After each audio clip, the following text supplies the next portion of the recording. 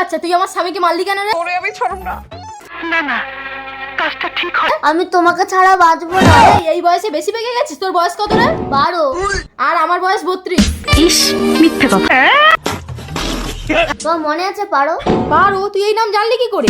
এই নাম ধরে তো আমাকে একজনই ডাকতো, প্রান্তিক। ঠিক বলেছেন। ও তাই নাকি? প্রান্তিক, আমার মা আসছে।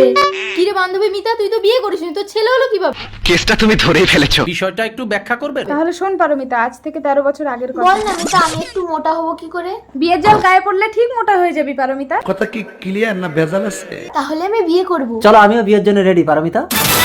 কঙ্কন, এতকাল আমার সাথে সবকিছু করে তুমি এখন বলছো পারমিতাকে বিয়ে করবে? ছি। এই মন যখন যা চায় তাই পূরণ করতে হয় মিতা।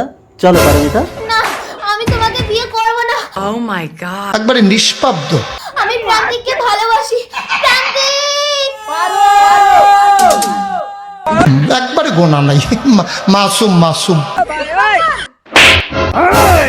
মিতাকে ছেড়ে দাও, ও মরে যাবে। ঠিক আছে, আমি তোমাকে বিয়ে করব। কেন তুমি বিয়ে করবে? চলো আমরা মন্দিরে গিয়ে বিয়ে করবো। মারো মুঝে, মারো মারো মুঝে, মারো। প্রান্তিক, প্রান্তিক, আমি তোমার আছি, তোমারই থাকবো। আমার শরীরটাকে নিলেও মনটাকে কোনোদিন পাবে না। পারো, আমি তোমার জন্য আবার জন্ম নেব। তোমার কি আর কব? ঠিক আছে প্রান্তিক, তোকে আমি আমার গর্ভে জন্ম দেব। প্রান্তিক!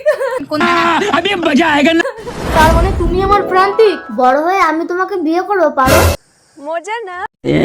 প্যারি সমাজ গই। এ জন্মেও আমি তোকে বাঁচতে দেবো না রে প্রান্তিক।